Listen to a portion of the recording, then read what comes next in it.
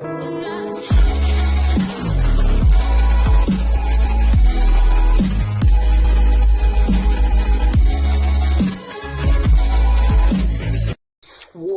is going on, anime fans? One Piece episode 729 was action-packed. It actually did a great job with the time management. But when I say time management, I mean the recap that we usually get with the intros. Like, it really did a good job because normally some of these intros and recaps were way too long, and it's like 6, 7, almost 8 minutes at times. Like we're just recapping way too much, and we're like, okay, we already know. The actual episode really started at 6.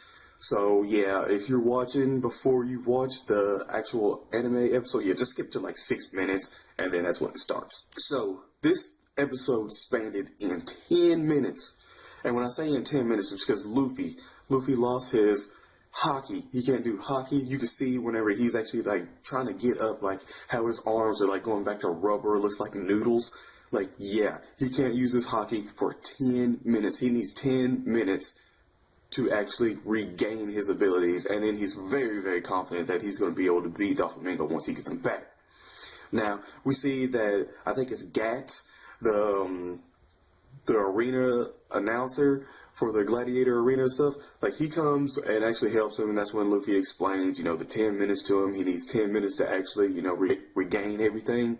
And he's like, okay, out of all the people that walked past Luffy and did not help, or, the few that looked at him and was kind of like thinking of helping, he's the one that actually helped. We see that Gates has all these people that were the actual first eliminators of the gladiator competition. They're all like here, kind of like, sorry, Luffy, we got greedy, the money, it was just the money that just clouded our judgment, and we're really sorry. But for this episode, we get to see that Burgess, out of nowhere, just attacks Luffy.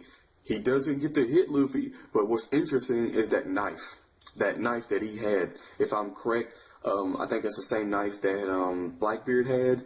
Whenever Whitebeard was dying, they put the whole sheet and everything over him. So I'm pretty sure that this episode gave us more like questions than answers.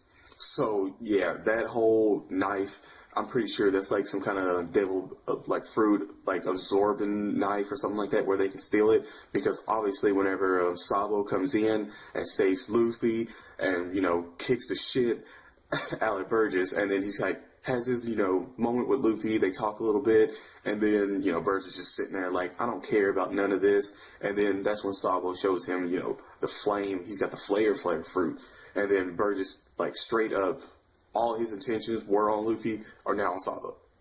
So Sabo's like, okay, so it is true that what they say, you're hunting devil fruit users and probably taking their abilities.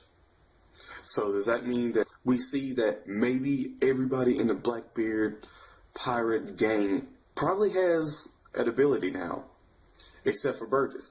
Maybe he's the last one that doesn't have an ability, and that's why he was going after the flare fruit, because he thought it was going to be easy. Maybe.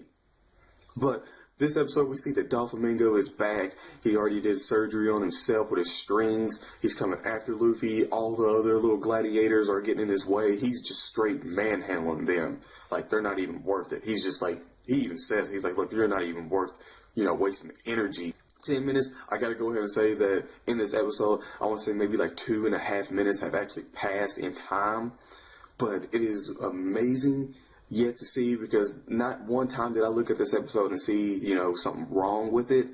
It was like, it was all actually done well, drawn, took the time, and just gave us more, questions than answers, really. Kind of speculates, makes you wonder if Luffy could actually, beat Doflamingo by himself if he was like straight up fresh, which I'm pretty sure he probably could, because you think about all the things he was going through before he actually fought Doflamingo. So it's kind of like, where's that real power gap at? If, we had a fresh Luffy, versus a fresh Doflamingo, which Doflamingo kind of was fresh, So it's kind of like, is Luffy like way above him? Or is he just like a small smidget? In the comment section below, you guys can tell me that. Now, For this episode, I got to go ahead and wrap this up and say that this was absolutely amazing. And I got to say, it's probably like an 8 out of 10, especially with some of the fight scenes. We get to see some of the speculations, some of the, I guess you could say, One Piece theories are coming into play here. And yeah, definitely 8 out of 10. Next week's episode, we see that, Doflamingo's coming in. We even get to see more of, Zoro and everybody actually like trying to push the birdcage back with all the sea stone prisms. I think one of the castles were made from the sea stone, so they're trying to help push that back off the birdcage. But yeah, guys, definitely tell me what you guys thought of this week's episode. If you thought it was great, if you think there were some things that actually could have been done differently, or your own theories on that knife, and if you think my theory is, I guess you could say, right, then yeah, definitely go ahead and comment and tell me that in the comment section below, and share the video, subscribe to the channel if you're new, give this video a big thumbs up. I'm Luffy, guys, and I am out. Peace.